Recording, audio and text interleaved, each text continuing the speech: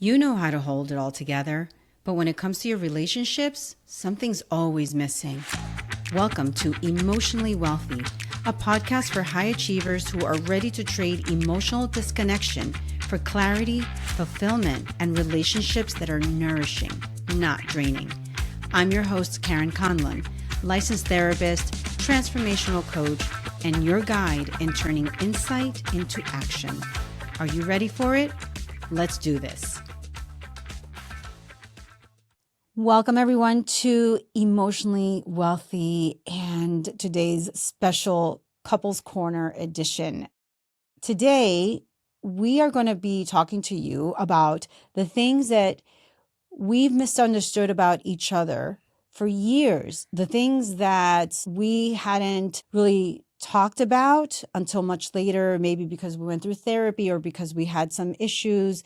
And we started to realize that we were a lot similar in many ways. And in some ways, it was really helpful, but in other ways, it really got in the way. One of the things that I think is important for us to talk about, since we decided to do this podcast and share with people our experiences as a couple, as a married couple, going through all these different stages. I mean, we're almost 20 years in now.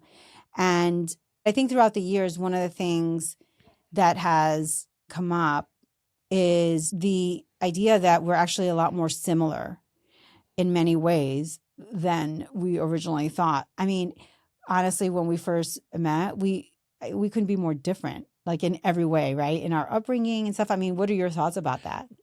Yeah, I think there was on the surface, it felt like that, like we were very different. That was certainly part of the attraction, I'm sure. We've talked I think on the previous episode where we talked about where we had this honeymoon phase that felt like it lasted a very long time with us. And through our ups and downs and stuff and therapy and realizing the prominence and the importance of that communication over time has just become so apparent through our work together and therapy, et cetera. But yeah, there was certainly, I know for myself, that our differences, stark differences on the surface were definitely part of the attraction. So I think that that's sort of what's behind it, is like curious to wanting to learn. But I think that those differences were sort of part of the fuel to the fire.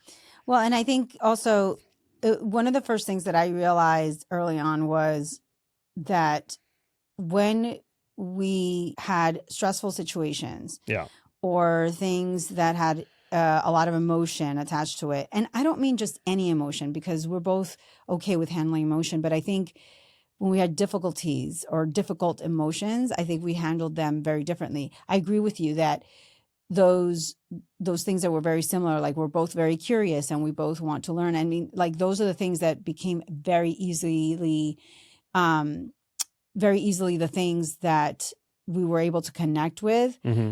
But one of the things that I remember is that we handled emotions and stress very differently.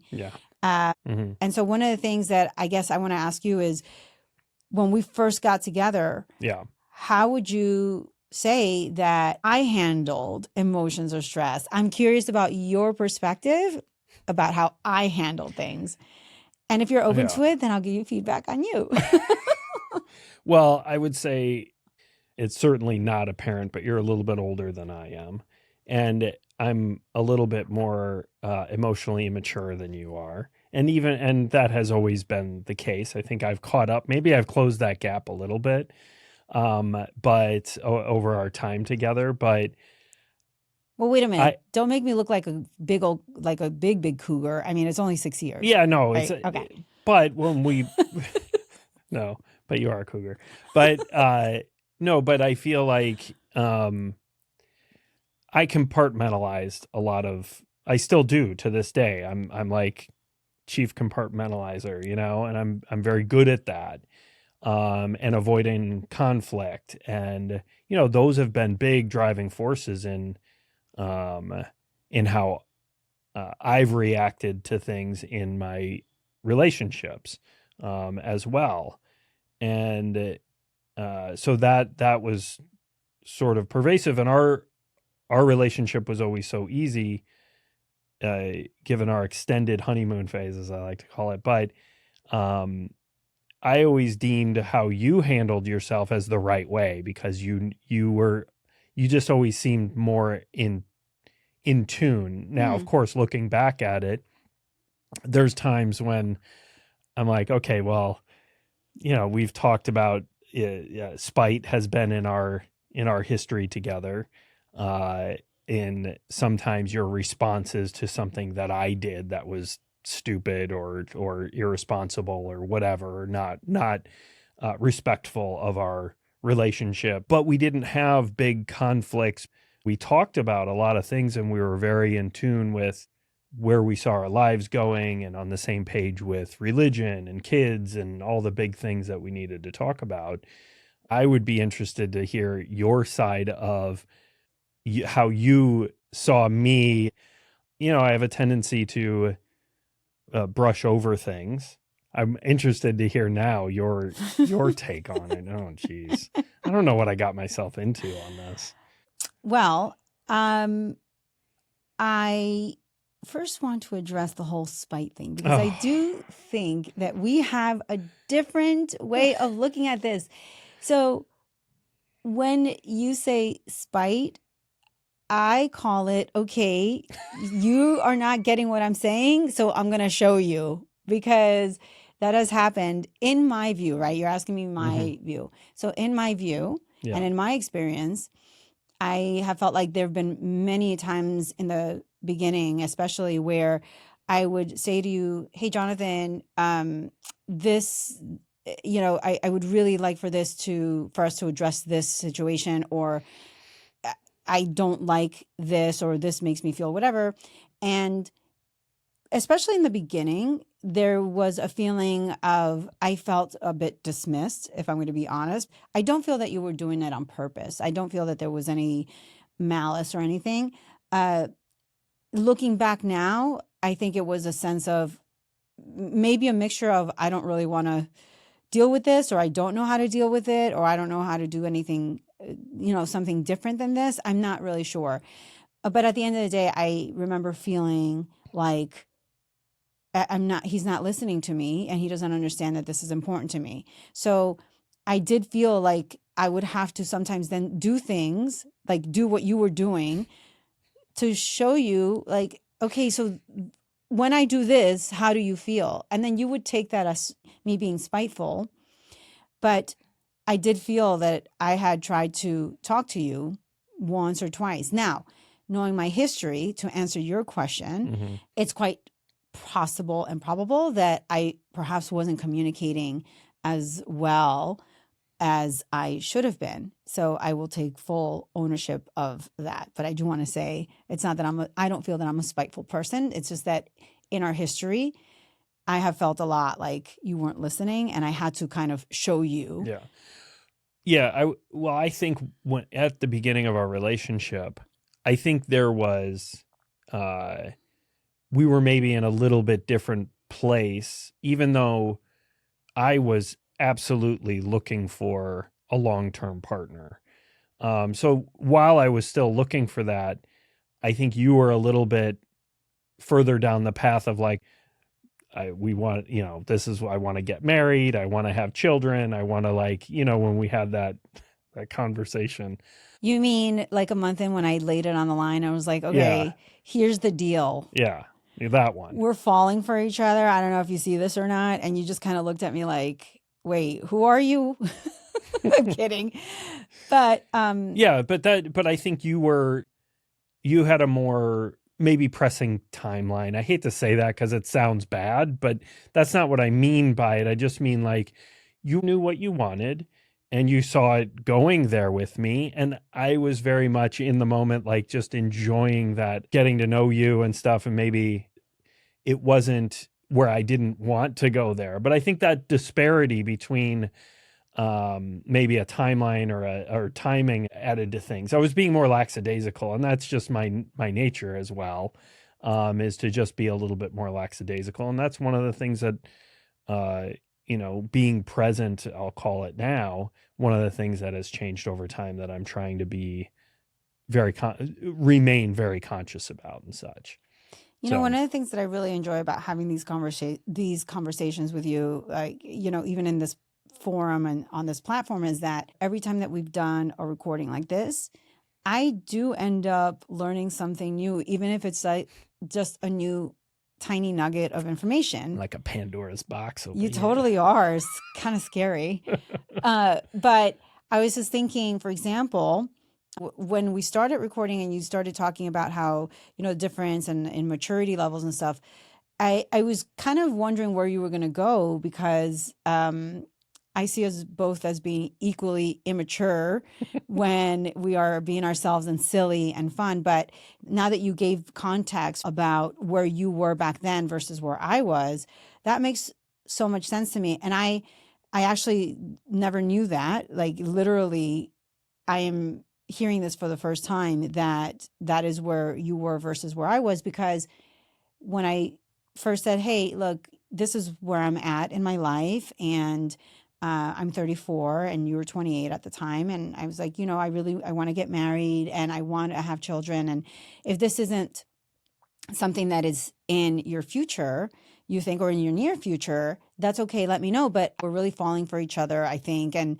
I just don't want us to waste each other's time, and especially mine because I am older. I mean, I think I had a very honest conversation with you about that. And, you know, you were just like, okay, like well, it was risky for you to throw that out there too, but I appreciated it. You know, like it really, at least in my head, it gave me, okay, like we're not just fooling around here, even though I was, responded like I did, kind of like, oh, okay, like, you're so adorable. But I mean, you know, I wanted authority in that moment, not adorable, but okay, I'll take it. yeah, no, I know. But even now, I'm like, that was a very mature thing to do. And I just wasn't, I don't think now looking, hindsight's always 2020. I don't think I was ready for it until our relationship, now being almost 20 years in, reflecting back on it. I didn't really know who I was until my late 20s, and I still am discovering things and have grown so much, which thankfully we've grown together. But, I think about these kids that get married at like 20 years old or 21 years old, and I'm just like baffled that the challenge I'm not saying it's a bad thing that they Mhm. shouldn't do it, but the challenges that come along with somebody that is much younger even than what I was, which I still feel like a child. So, Well, me too, in some ways, and I think that's one of the things that we yeah, are so complementary with each other is that we have not let our child side of us go astray, and I do really think that that's one of the things that keeps our relationship alive. And also when we are in a rut, I think the fact that we're able to tap into that child part of us and be playful with each other and banter and things like that, I yeah, do think that that's part of what keeps us being able to bounce back even after moments or during moments of adversity, or when we're feeling like we're in a rut and things like that, yeah, which we've discussed a little bit in the past. But you know, it's interesting when you talk about like people getting married or getting together at such a young age, like 2021, right? Because you're still at that age, I think, so close to your family of origin's influence. You know what I hmm, mean? Because, like you were saying before, you didn't get to really start knowing yourself until your late 20s, 30s, even. And even now, we're still discovering things about ourselves. We're always growing.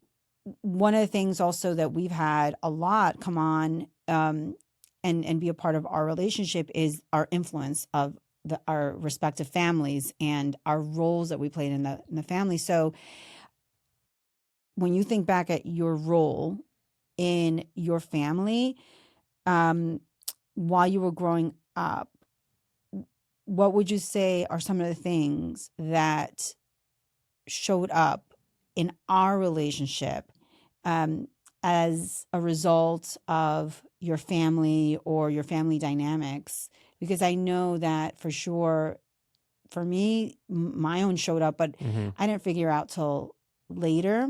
And also in my first marriage, right? I had my first marriage, and now, with my second marriage, but it was with my marriage with you that I was really able to figure things out more. But I'm curious for you, what that was like for you, and what that role played in our relationship, or even like how it showed up with me. Yeah. Well, I mentioned earlier the compartmentalization.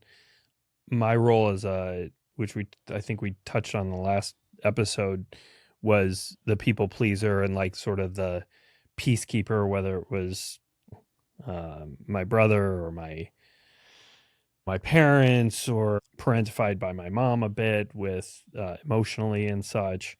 But that people pleasing side certainly gets in the way. And so it's one of the things that definitely influenced our relationship and made you feel like I'm sort of not fully expressing what I want. It's always, oh, Mm. whatever you want, whatever you want. And that's that people pleasing side. And that's the biggest thing that probably transcended from my role as a kid and in my family.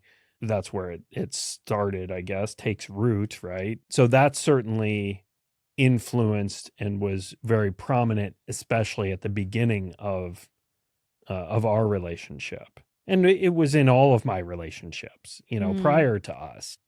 I would start to recognize my feelings, and I'd realize this isn't the right fit for me. Yeah. It's like almost a switch would go off in me where I'm like, I can't do that anymore. Yeah. And part of it was as I got older and just started to learn that it's not just about the other person being happy. I have to be happy, and I have to identify, well, what's going to make me happy? So that certainly was my biggest way of being that influenced our relationship and all my intimate relationships prior to us. It's harder for me to identify from your childhood. What do you identify from your childhood and your role within your family? It's harder for me to figure out on your side. We haven't talked about this, so I'm really interested to see what you identify on that front. So I might learn something. Go. Go, he says. So first of all, that was really good to hear, by the way, because I think these are the types of things that I wonder about. Sometimes we've talked about similar things, like together or through therapy or whatever, but it's really nice to just hear you say whatever it is that you're feeling, what you figured out, without any other third party intervention, or under any like moment of crisis, like, oh, I have to identify this now. I feel like this is a nice place to be, where we're just calmly talking about things, and you're able to share these very uncomfortable things. I know you so well, so I know that there's some things that you've been just saying that, even though they're true, I know it's uncomfortable for you. So I just want to tell you, I really appreciate you being so honest and transparent, even though like there's some discomfort in it. I want that. That is what I want from you. And that's always what I've wanted from Be you. uncomfortable. Yes, I want you to be uncomfortable. But no, seriously, I do appreciate that. It's like the things that I didn't understand about you, and that you didn't understand about me, are these things that are actually very similar, right? In that, for me, for example, with childhood and my growing up, in similar ways than you, but in different ways, like it showed up differently. I also didn't have a lot of opportunity or a lot of chance to express my needs. I don't think I had a lot of opportunity to even identify that I had feelings or emotions about something, because if I did, there always seemed to be other bigger things that needed the space or the attention, right? And so my feelings always got smaller and smaller, or less relevant, and so when I think about what you just shared, and I think about my experience with my own childhood, I can see how we both we're trying to always put the other person first, and then feeling like in a way lost because we had feelings. We did have feelings about things, but we just didn't know that we could express them. In one way or another, neither one of us was ever really given permission or the space to identify that we had feelings about certain things or to express certain feelings. And again, I don't think that it was something that our parents did purposefully or, to be hurtful or anything. I think, again, people do the best they can with what they have. But this is what it was. And I think that for me, the way it showed up in our relationship was where me trying to express something to you, me feeling like I had expressed just enough, because that's the thing. I remember feeling, well, I've said it. And if I think back now, and I'm completely honest with myself, I think I expressed just enough. And then I was hoping that you would just pick up from there. Like, please don't make me say anymore because I don't want to have the feeling of being shut down or not listened to. I just want to feel understood. I just want you to pick up what I'm putting down here and see me and understand me, because growing up, it was very exhausting for me. It was really exhausting to try to be seen or be understood. It never worked. And so Mm-hmm. I think that's what I would say is one of the things that seeped in a lot, where I thought that I was communicating a lot better than I actually was. I don't know, maybe also on some level you weren't ready to receive some of that. I don't want to make assumptions here. So you tell me, maybe you also weren't used to somebody asking you, tell me what you feel. I want to know how you feel. I remember feeling very frustrated a lot of times because I just wanted you to tell me, even if it was like the good, the bad, and the ugly, like Mm-hmm. just tell me. And that was a struggle for me a lot in our earlier years, even though you're right, we didn't have a lot of arguments and stuff. But when I needed that from you, I felt like it was really hard to get that from you. Yeah, I think our relationship for me was one of the first, it was the most mature relationship I had been in. That's why I say, in terms of people getting together young, which my parents were an exact, Mm-hmm. different time, of Yeah. course, but they were 18 when they got together and 22 by the time they had me and my brother. So, like, very young. Um, and I think I was just in these other relationships where there just wasn't a lot of, there was plenty of communication, but it was more of an immature relationship. And I don't say that to knock those relationships in any way. It was just where I was mentally. I think it just, with the people I was in other relationships with and where I just wasn't ready for it yet. Mm-hmm. I think that's a fair assumption, as much as it may not be comfortable to lean into. But I think that was where I was at that moment in time. Yeah.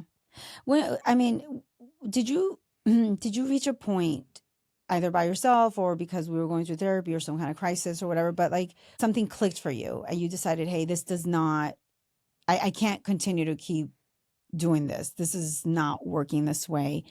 Um, w- were there times where you felt like that but didn't feel equipped to do something about it? Or did it take more of my pushing or us kind of being in a situation? I guess I'm trying to ask you about points of self awareness around when you started to realize that there were things that you weren't understanding about me. Well, I think it started when we got engaged, and Mm-hmm. there was the reality setting in of, like, okay, this is a real adult thing to do. Mm-hmm. Number one. Um, and I think we mentioned before, we went to a little couples therapy before we got married, just to shore up communication and such at that point in time. Um, and that was the first, like, okay, like, we're going down this path together. I need to try to make sure that I was thinking through and identifying, like, really truly searching my emotions, which is still hard to this day, as we talked about, like, identifying my emotions about things, and and recognizing them and speaking them, etc.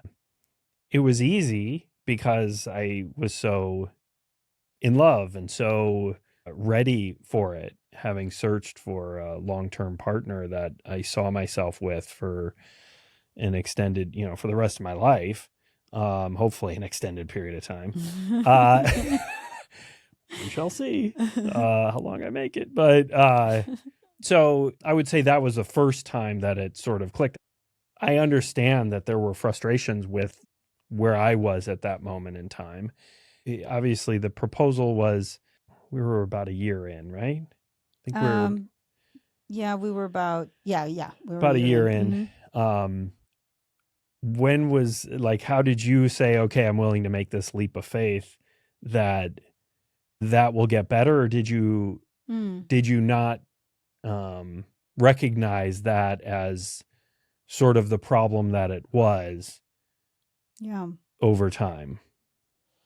Like, is that... No, that's a great question. I think if I think back at it, first of all, I saw what a wonderful person you were. There were just qualities about you that I wanted in my life with a partner, as a potential father of my children, right? And one thing that I learned from marriage, my first marriage, and about myself when I was working with that therapist was she asked me, well, how do you feel? And I remember the first time resorting to saying, well, he's a good person, and he brings me flowers for no reason and stuff like that. I kept going down this laundry list, and she stopped me dead cold. She's like, that's not what I'm asking you. I'm asking you, how do you feel? How does he make you feel? Mm-hmm. And it stopped me dead in my tracks, because when she really called me on it, I was sad. And I was all these things that I really wasn't acknowledging, I wasn't aware of. And so I had that question in my mind when I was with you. How does he make me feel? And that was different, because I was always used to, how do they feel? I was not accustomed to asking the question, how does he make me feel? It felt unnatural and selfish, but I forced myself to do it. And I felt special. I felt happy. I felt hopeful. So these are all of these things that I felt with you. So that's what I was betting on, is I was betting on you, and I was betting on us because of how you made me feel, which feels a little bit counterintuitive. It still feels a little weird even now for me to think about it, because I want to think about, our relationship and does he look happy? But no, what I really had to do was what that therapist said, is how does he make me feel? Right. And that's what I bet on. And, there were these little flags and this thing, here and there, but it never seemed like anything that we couldn't get through, because you were always so open. And one of the things that you made me feel was that I was safe to discuss with you. I didn't always like the outcome, but that wasn't the point. The point was that I always felt very safe being able to talk to you and bring things up. And so I don't even know if I'm answering the question at this point, but my point is that, for me, those are the things that I thought about when I said yes. I had already been assessing, how do I feel? And that was something that was very, very, very new to me. That being said, once we got into our marriage, it's, you tend to go back sometimes to doing the same things as you did before. So I did go back into some old habits. And that's me, taking accountability for my part during times that we had strife and adversity and conflict.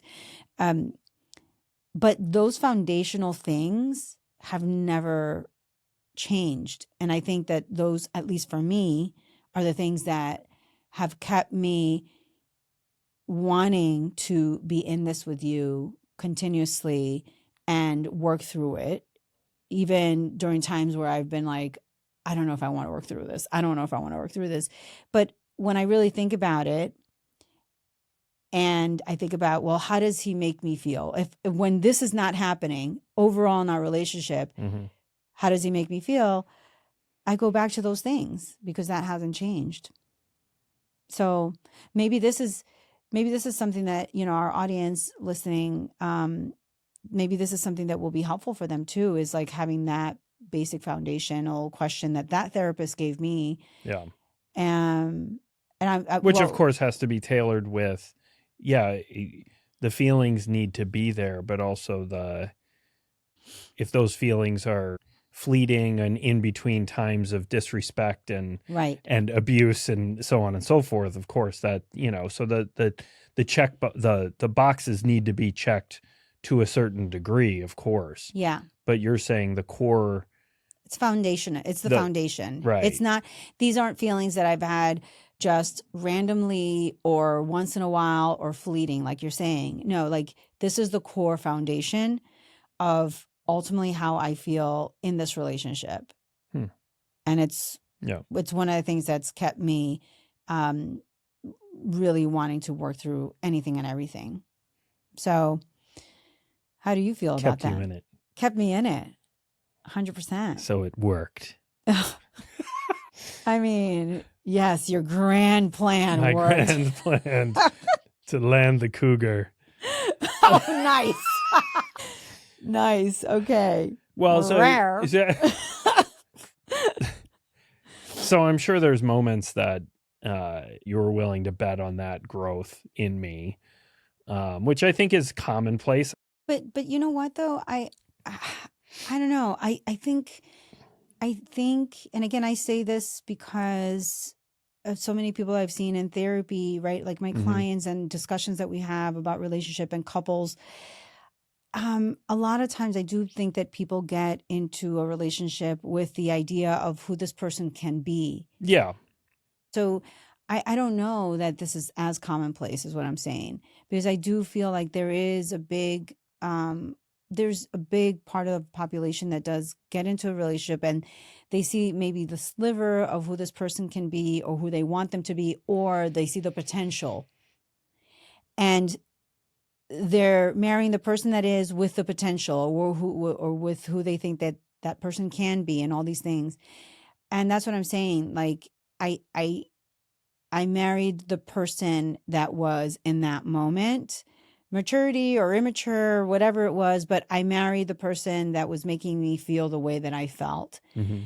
And everything else was based on the hope and my trust and my faith that this was who you were going to be as a father and but it was going to transcend into everything. Yes, that it was exactly Right. that it was going to transcend into anything else. But I didn't have an illusion that you were going to be a different person. Right. Like you're the person that I wanted. Yeah. Yeah. Right. No, I get that. I guess what I was leaning towards was not potential, like they're going to change, but that emotional, whether it's emotional maturity or whatever, the core has to be there, right? Yeah. Those foundational feelings and respect for one another, and they're down to core beliefs, etc.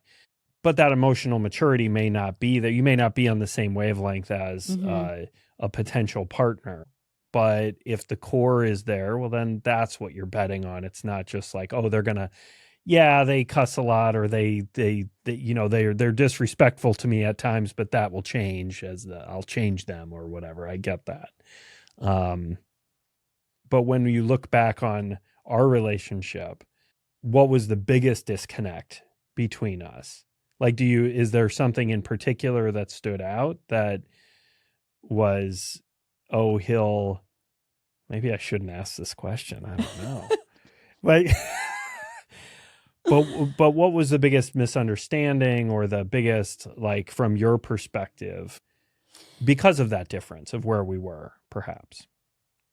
I think for me, it was back to what I was saying before. I think the biggest disconnect, again, was related to me feeling that I have communicated my needs and feeling like, man, I just can't get this right. Like what is it that I'm doing wrong that, or saying wrong, that he just is not getting what I'm saying. So for me, that was the biggest disconnect, is just feeling that I had communicated something, um, and then maybe feeling like you were taking things very lightly, Mm-hmm. or like it was a joke, or this was like something that, oh, it'll pass.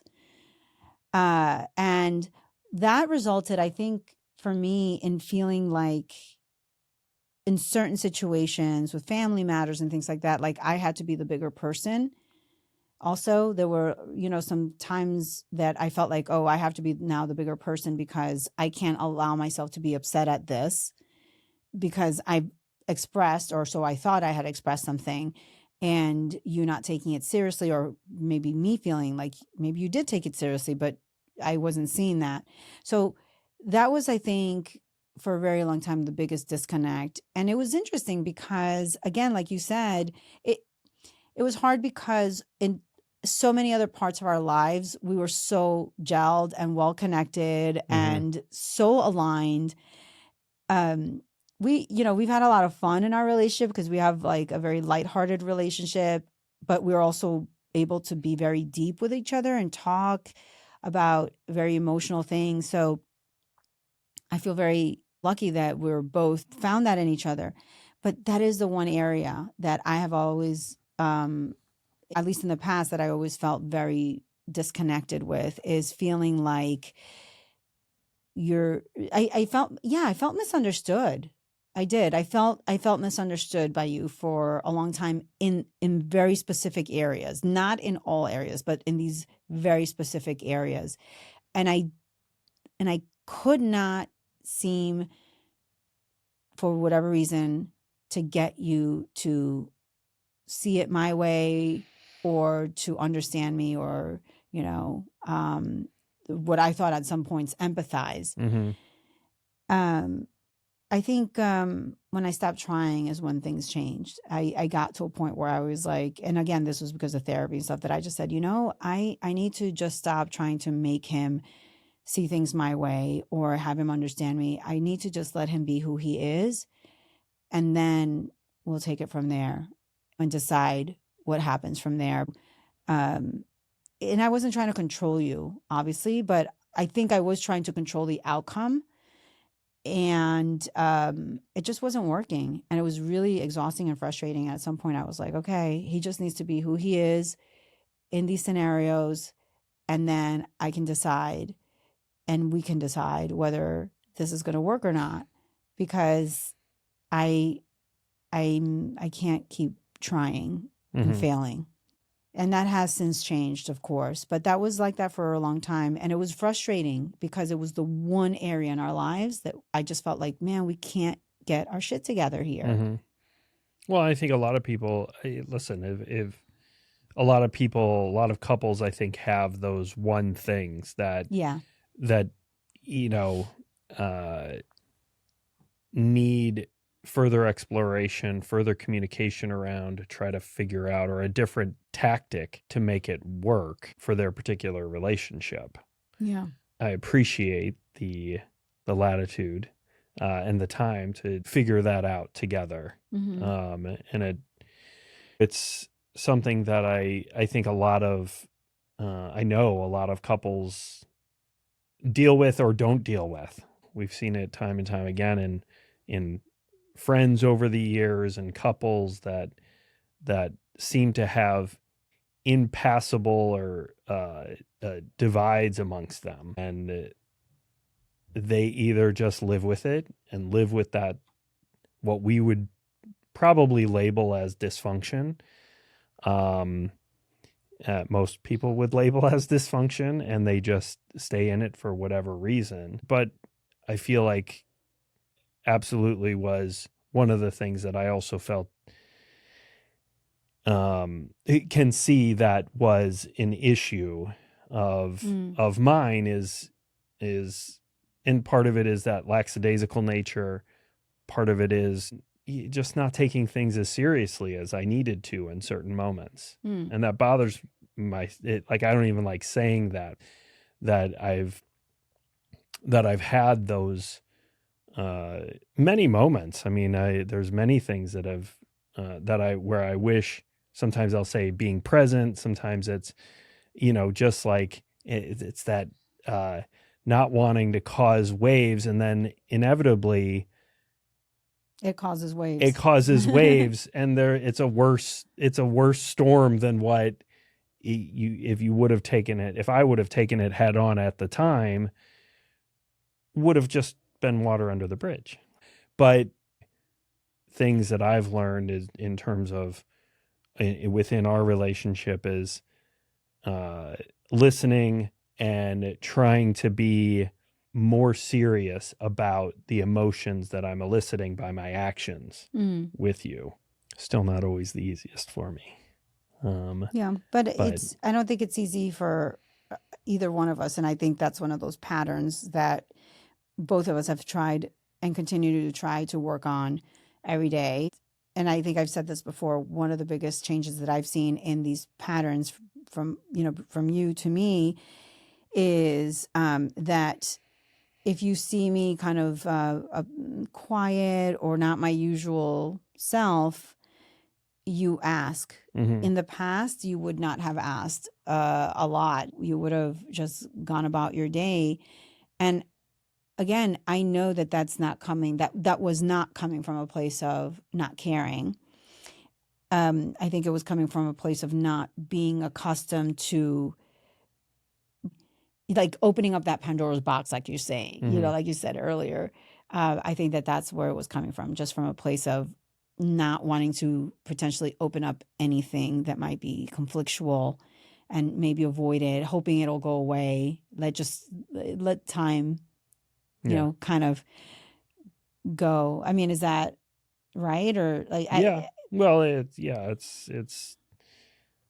it'll just go away on its own, or it'll resolve itself. Yeah. And that I've seen, that's been a huge change, I think, in some of those old patterns that, in my view, you've changed. Is there anything that you see that I've changed also in terms of like my old patterns or my ways of managing situations that maybe you feel like I handle differently or better, hopefully? I don't know.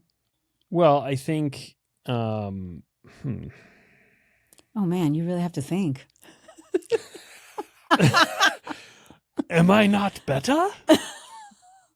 Well, there's not one thing that stands out to me. You not letting me off the hook, it maybe can be construed as a negative thing, but it's not. It's actually you learning that I need that extra push sometimes to like not leave me in that mindset. And you're very good at sensing whether I'm in that mindset where I'm just like, like it'll be fine or whatever, You also know that many times that is my honest feeling where I'm just like, listen, I could go either way. Like if you feel strongly about this, then I'm fine staying in that thread or whatever. Like I'm okay deferring certain decisions and blah, blah, blah.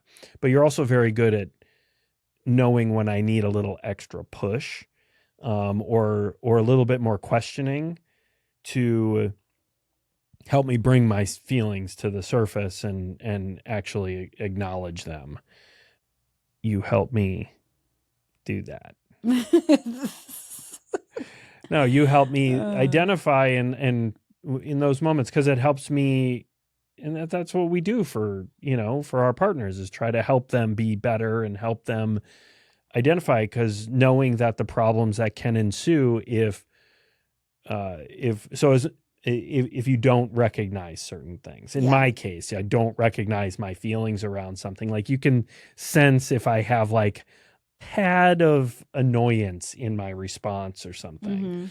And I think you've honed that skill over our 2 decades together very well. I have worked to try to do that. I appreciate you saying that, because that has been something that I have I used to take your response not for granted. I used to take it for Face for value. face value. Yeah. Yeah, and be like, "Oh, okay, he is fine." And I have learned throughout the years that I listen to the tone, I listen to some of the responses, and Yeah. yeah, I'm looking at the patterns. When in the past has this shown up in a way that, yes, that this is how he is and how he sounds when he means it, hmm or no, this is not really, this requires a little bit more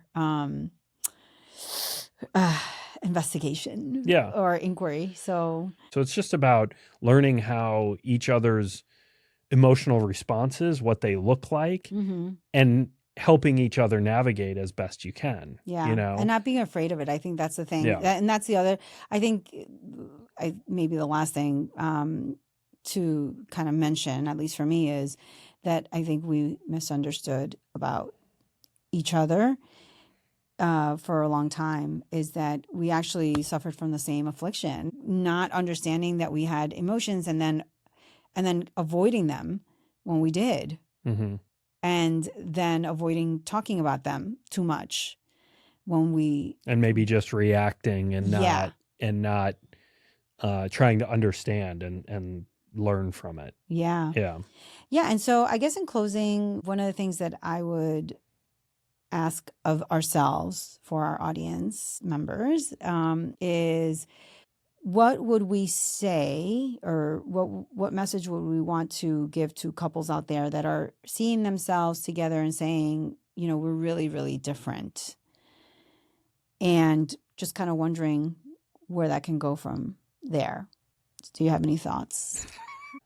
Listen, I think there's truth in opposites attract, but at least what I've learned is that as different as two people may be on the surface, there can be commonality if you dig a little bit deeper in finding out. And I think core principles are a big piece of that. Like, you can have totally different upbringings, totally different geographically where you lived, and cultures in which you're embedded in, but all those things are just context. But that commonality, I think, for a successful relationship to happen, I think those core principles have to be in line. Yeah. And all the rest of it, as different as you and I are, and where we come from, and our experiences, we have always known we've had commonality in terms of what those core principles are, and what we, our goals in life, and morals and beliefs, etc. But then as we've grown together, and as we've done, like, through that, we found, like, wow, as different as our childhoods, for instance, were, there are some real common themes. Yeah, for sure. But what I would think is that there's got to be some overlap, I would think, in most cases. I can absolutely appreciate those perspectives. And I think there are very fundamental and foundational things that I think need to align. Like I mentioned before, how does this person make you feel? I think there are discussions that need to be had about how to raise children. What are your politics? How do you want to handle finances? These things that are not fun and all about, hearts and unicorns. I mean, these are the types of things, when I think about completely different, those are the types of things that I'm thinking about. I'm not thinking about skin color. I'm not necessarily thinking about culture. I mean, those are things that everybody can work through if they want to. There's also family dynamics. Are you going to be able to fit into each other's family dynamics? And if you're not, are you going to be able to be there for each other? Yeah. And so when I think about couples being different, those are the things that I think about. And then the next step is, are you able to have the not so fun discussions that are going to be the things that make up who you are as a couple and as a family? These are the things that are going to influence, your future children, if you decide to have them, and even the way that you show up for each other. So that's what I would say too, is that, think beyond the feelings that you have for each other. Think about where the ways and the things where you align. So. Yeah. Well, and think in reality, like, okay, so maybe we have like those family dynamics that don't mesh perfectly together. and are you going to be able to work through that? Yeah. Yeah, exactly. Those are the kinds of discussions that come up from saying, hey, let's talk about the holidays. And then, it starts from there. So Still stressful. it is. It's stressful, but, It's stressful even if everybody gets along. Yeah, that's another episode, actually. That's true. So, well, thank you once again, Jonathan, for another wonderful edition of our Couples Corner. Hey, as long as you're willing to talk to me. Yeah, well, as long as you're willing to talk to me. So here we go. And thank you all. Thank you all once again for listening to the Emotionally Wealthy podcast and for being here, for showing up for yourselves.